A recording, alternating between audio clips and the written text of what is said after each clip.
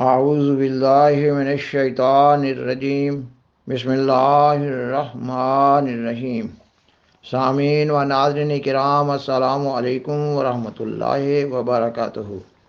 امت محمدیہ کے بزرگان سلف کا بڑا روحانی مقام ہے۔ یہ وہ لوگ ہیں جنہوں نے اللہ تعالیٰ کی خوشنودی کے لیے سیدنا حضرت محمد صلی اللہ علیہ وآلہ وسلم کی محبت، اطاعت اور پیروی میں علم دین سیکھا، اللہ تعالیٰ کی راہ میں مجاہدات کیے، عالم بعمل بنے، نسل بعد نسل غیروں کو تبلیغ کرتے رہے اور اپنے لوگوں کی تعلیم و تربیت پر ٹھوس کام کرتے رہے۔ ان بزرگان سلف کے عقیدہ ختم نبوت پر بھی نظر ڈالنے کی ضرورت ہے کہ یہ لوگ قرآن مجید کی صورت احزاب کی آیت 41 المعروف، آیت خاتم النبیین اور حدیث لا نبی آبادی کی موجودگی میں نبوت کے بارے میں کیا عقیدہ رکھتے تھے۔ سامعین و ناظرین کرام، اس مضمون سے یہ ثابت ہو رہا ہوگا کہ جماعت احمدیہ نہ تو آیت خاتم النبیین کی منکر ہے اور نہ ہی سیدنا حضرت محمد صلی اللہ علیہ وسلم کی نبوت کے مد مقابل یا مخالف کسی اور نبوت کی قائل ہے، بلکہ اس بارے میں جماعت احمدیہ کا اعتقاد 14 صدیوں کے تواتر کے مطابق ہے، جبکہ بعض مسلمان 14 صدیوں کے تواتر کو چھوڑ کر اپنے اعتقاد میں تبدیلی پیدا کر رہے ہیں۔ اس تمہید کے بعد خاکسار بیان کرتا ہے کہ خاکسار بزرگان سلف کے جو حوالہ جات اس مضمون کے سلسلہ میں پیش کر رہا ہے وہ عربی زبان میں ہے۔ خاکسار ان حوالہ جات کا اردو ترجمہ پیش کر رہا ہے۔ اس سلسلہ کا پہلا حوالہ حضرت جلال الدین عبد الرحمن بن ابی بکر السیوطی رحمہ اللہ کی کتاب الدر المنصور فی التفسیر المعصور کا ہے۔ یہ قرآن مجید کی تفسیر کی کتاب ہے۔ وہ قرآن مجید کی سورۃ احزاب کی آیت خاتم النبیین کی تفسیر میں ام المومنین حضرت عائشہ رضی اللہ تعالیٰ عنہ کا قول لائے ہیں،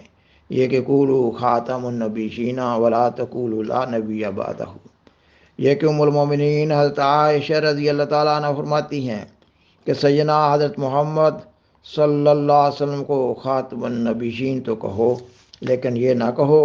کہ آپ صلی اللہ علیہ وسلم کے بعد کوئی نبی نہ ہوگا۔ حضرت علامہ سیوطی رحمہ اللہ آیت خاتم النبیین کی تفسیر میں ایک دوسرا قول حضرت عبد الرحمن سلمی رضی اللہ تعالیٰ عنہ کا لائے ہیں۔ وہ بیان کرتے ہیں کہ وہ امام حسن اور امام حسین کو پڑھاتے تھے۔ ایک دفعہ حضرت علی بن ابی طالب رضی اللہ تعالیٰ عنہ ان کے پاس سے گزرے جب کہ وہ ان کو پڑھا رہے تھے، تو حضرت علی رضی اللہ تعالیٰ عنہ نے ان سے فرمایا کہ ان کو لفظ خاتم النبیین تا کی زبر کے ساتھ پڑھاؤ۔ خاکسار بیان کرتا ہے کہ حضرت حسن رضی اللہ تعالیٰ عنہ اور حضرت حسین رضی اللہ تعالیٰ عنہ کے استاد بخوبی جانتے تھے کہ لفظ خاتم النبیین میں حرف تا پر زبر ہی ہے۔ حضرت علی رضی اللہ تعالیٰ عنہ کی مراد اس نصیحت سے یہ ہو سکتی ہے کہ حرف تا کی زبر اور حرف تا کی زیر کے استعمال سے جو فرق پیدا ہوتا ہے، اس فرق کو حضرت حسن رضی اللہ تعالیٰ عنہ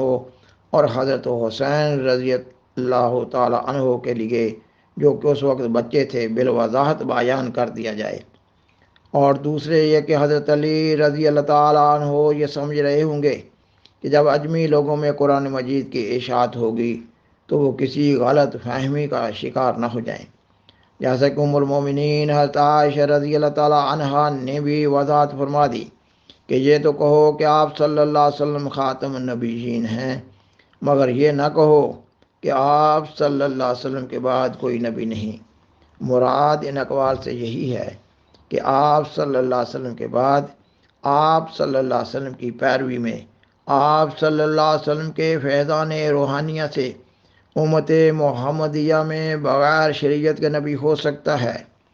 اب مسلمانوں میں سے عامت الناس کو بخوبی جان لینا چاہیے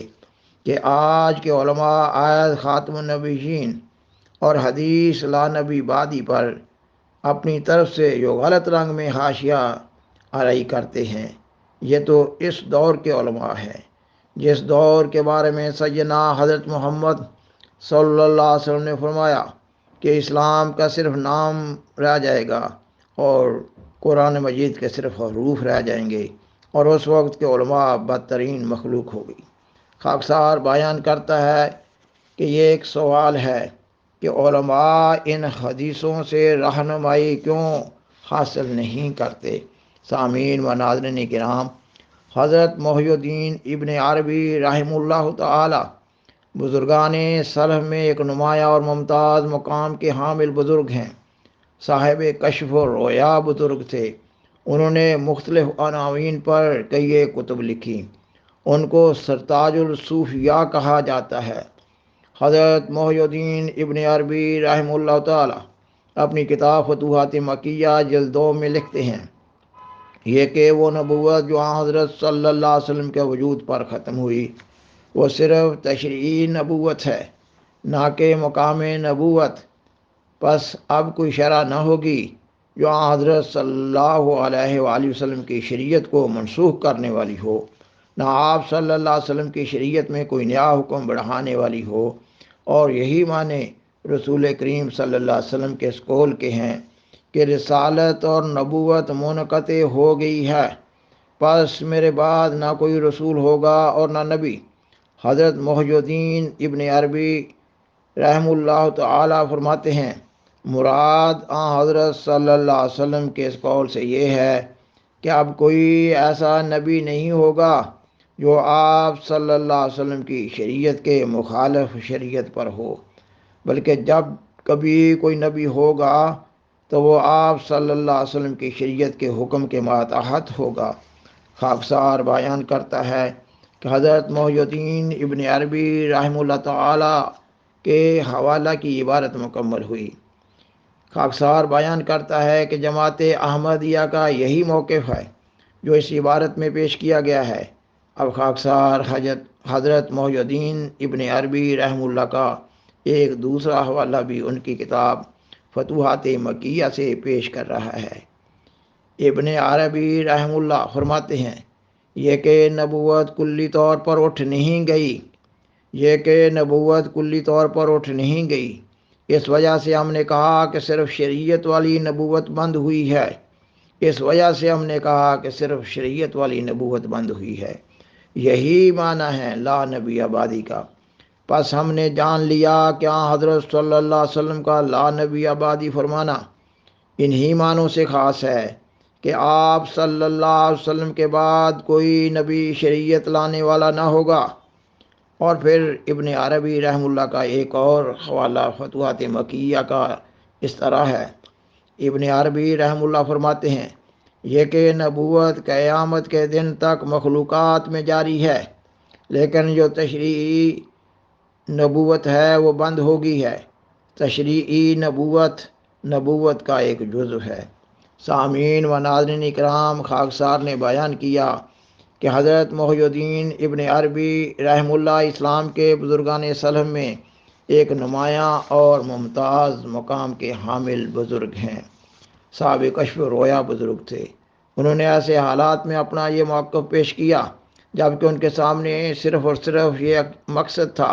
کہ وہ قرآن مجید اور حدیث سے نبوت کے بارے میں صحیح نظریہ پیش کریں۔ انہوں نے کسی ذات کو مد نظر رکھتے ہوئے یہ سب کچھ نہیں لکھا۔ پھر کوئی وجہ نظر نہیں آتی کہ ابن عربی رحمہ اللہ کے اس موقف سے روگردانی کی جائے،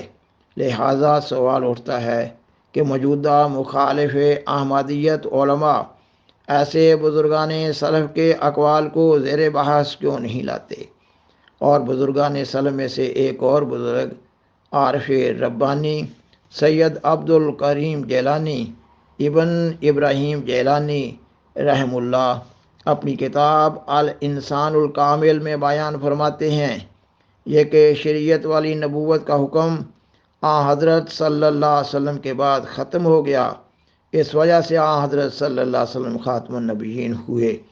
کیونکہ آپ صلی اللہ علیہ وسلم کمال لے کر آئے ہیں اور کوئی اور نبی ایسے کمال کے ساتھ نہیں آیا۔ اور پھر بزرگان سلف میں سے ایک اور بزرگ حضرت سید ولی اللہ صاحب محدث دہلوی اپنی کتاب تفہیمات الہیہ میں بیان فرماتے ہیں یہ کہ حضرت صلی اللہ علیہ وسلم پر نبی ختم ہو گئے، یعنی آپ صلی اللہ علیہ وسلم کے بعد